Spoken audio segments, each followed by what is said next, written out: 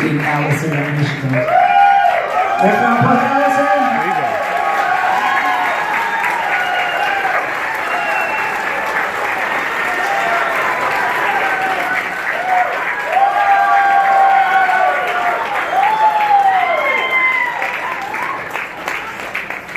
There you go. Thank you. That was so kind and unexpected. Thank you. So the big day is finally here, and what a great wedding it's already been, right? Gorgeous venue, ceremony was beautiful. Sam did an awesome job officiating. My co-bridesmaids look perfect. Hair and makeup is perfect. And the groomsmen look fine. So I'm in the unique position of giving a speech where I can honor or roast two of my best friends. I have been looking forward to this show, to this speech, for a really long time. I want to start by saying to Katelin's family, it's wonderful to see those of you who I know and meet everyone else who I've heard such great things about. You mean so much to Katelin, and she's thrilled that you all could be here. And to my relatives who we don't get to see often, it's wonderful to see you as well. Mike may not know how you're related to us, but he appreciates it. Doesn't really have a good grasp on the old family tree. I actually have to quiz him with flashcards before holidays. Like I'll hold one up and I'll say, okay, Mikey, Adam Jamel. And he'll say, he is related to us because he is not our uncle or his dad's nephew. It's like never even the right side of the family. So Katelin, you're in charge of those flashcards now. I already put them in your room. Other than his inability to understand genealogy, my brother is pretty great. He's the type of person who, if you ever heard someone say a bad word about him, you know that person is a liar and a joker, and I'm not going to say the other words that come to mind, but Ben probably will. The same can be said about anyone speaking badly of Katelin. Every relative and friend of mine who has met her has told me after how much they like her. I would punch someone in the mouth if they said a bad word. I may not be strong, and I suspect that's why some of you are just laughing. I'm fast, and I could definitely stun them. What's that word? Fast like a cheetah? Oh, isn't that sweet? I don't know if I'm that fast, but thank you. Mike and Katelin are individually two of the best people on the planet, so it's natural that they came together. They have their Mikelin things. Oh, I'm sorry, Mikelin is what my mother calls them, Mike and Katelin. They have their Mikelin things, like the complex system of ordering and sharing food at a restaurant. I'm sure some of you are familiar with this.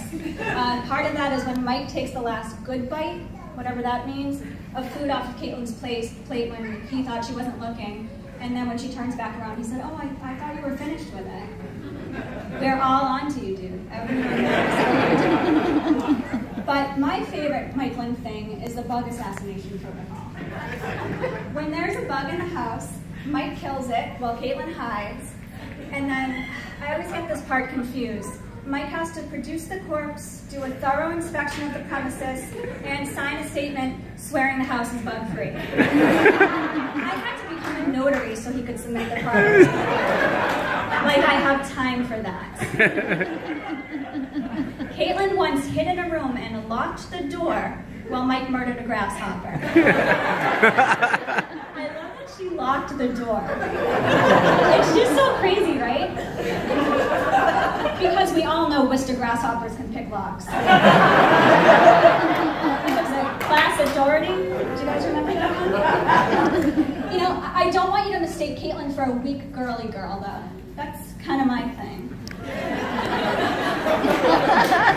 I've always known that if someone were to attack me, my father and my brother would protect me. My mom might even hit someone with a bottle of Tito's if she was here. I said finished. But now I know that Katelin's got my back too, and she is strong.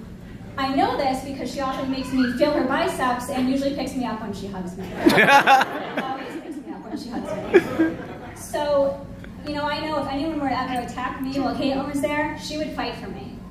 Unless the attacker was a giant spider, in which case all bets are off. As wonderful as Katelin is, there are some bad things about her. Yeah, I'm gonna go there. So, first of all, Katelin fits in too well with my family. Can she eat like an Italian? Check. Drink with the best of them? Oh, just a little bit. Have a dance-off with Paula in Mark's kitchen on Christmas Eve? All night long. And, you know, it worries me because I don't want her to replace me as everyone's favorite relative. Because I like my family, you know? Most of them. Yeah, I mean, everyone here. You guys are all my favorite. The best ones all over here. So this is obvious to anyone who looks at her, but Katelin is too naturally pretty, and that doesn't work in my favor. I'm a makeup artist. I like a dramatic before and after. Let me show how fantastic I am at my job now. But Katelin always looks gorgeous. There is nothing I can do to improve her looks, which is really disappointing to me. Like today, I did her makeup and I scheduled an hour like I always do for brides. But for 45 minutes, I put pretend makeup on her. Like for my friend's 4-year-old daughter. Like I dipped a brush in nothing, I touch her face with it and say stuff like, ooh, look how pretty you are with blush on. You're literally just wearing chapstick.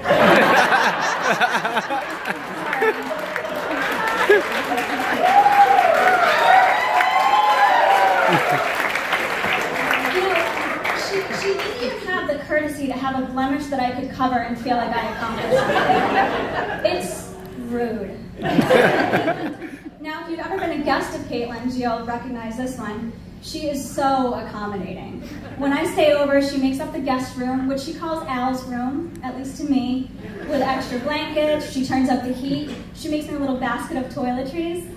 One time, she even had a framed picture of us in a poem she wrote about sisters on the nightstand. That was really sweet. And you know, this is all wonderful and lovely, but it puts me in an awkward position because I don't know if it's like a hotel and I'm supposed to tip, but I don't know if it's like that. Oh, perfect, because I'm going to give you $200 today to cover the rest of the year, okay? I just want to make sure that you know this money is specifically for you, Katelin, because that boy once hit me in the brow bone with a middle seat belt and told my parents I did it to myself. He gets nothing. Oh, is that funny, Mikey? Yeah, I left Agra, I wasn't laughing. Still hurts. Now, I don't know if she means to do this one or not, but Katelin upstages all other gift givers. Thoughtful, unexpected gifts, handwritten notes, beautiful presentation. I especially love it when she includes one of her wallet-sized high school senior photos with a gift. Who was it who ordered those? That must have been Robin, right? Did she get like a couple thousand? I must have 15 or 20 of them. Anyway, Katelin's gifts out to everyone else's, which is obviously just rude. But also, please keep doing that. Now this one, I'm certain that everyone in the room is aware of this at this point in the night. Katelin's voice can't be heard over Mike's laugh. I want to tell her, project, be a Josh Palmerino and make your inside voice louder than your outside. I suppose I could ask Mike to laugh quietly, but he'll come back with some argument about how it's strategically impossible or not financially feasible. You're smart, we get it. I know you can never win an argument with Mike, so I guess I'll just learn to read Katelin's lips whenever Mike is laughing at something that someone has said, which is only everything and all the time. So that shouldn't be too hard. If I had to pick the absolute worst thing about Katelin, though, it would be that she didn't come into my life any sooner. I would have liked her to have been with me since the day she was born. I always wanted a little ginger sister. Katelin, I love you so much. I couldn't ask for a better sister, friend, or acted out partner. Thank you for always being there for me and for my brother and for making me laugh every time we talk. I feel so lucky to have you, and I'm honored to be your Mo. And Mike, you're pretty cool. All jokes aside, But let's first take a second to acknowledge how good they've been.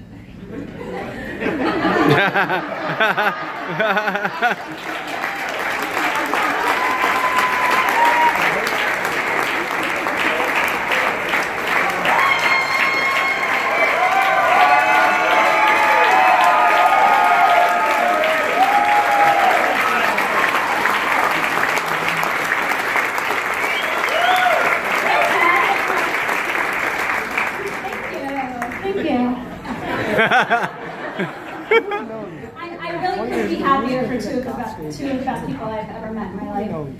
My brother is truly an incredible person. He's extremely intelligent, kind, beyond generous, and almost as funny as his sister. So close, Mikey. I've always had some kind of secret Sicilian vow that he better end up with someone as awesome as he is, or else I'd punch them and run. But I knew that would be tough to find. He's met his match with Katelin, though. She is as smart, loving, giving, and funny as Mike is. We've considered Katelin a part of the family pretty much since we first met her. Today just makes it official. So I tried to find a quote about love from The Godfather to close this out. But I couldn't find an appropriate one. It's weird, right? So if you would all just pretend what I'm about to say is in Vito Corleone's voice, which my father, Big Ray, can impersonate for you if you're not Italian. I'm sorry, Big Ray, that's my father. He's the one person in this room who is absolutely a cartoon character. You validate it when you make expressions because real people don't look like that. Mike knows. Mike knows. Okay, everyone get him up for the newlyweds. Have a drink up here. Mike and Katelin, may your love be modern enough to survive the times and old-fashioned enough to last forever. Salud. Salud!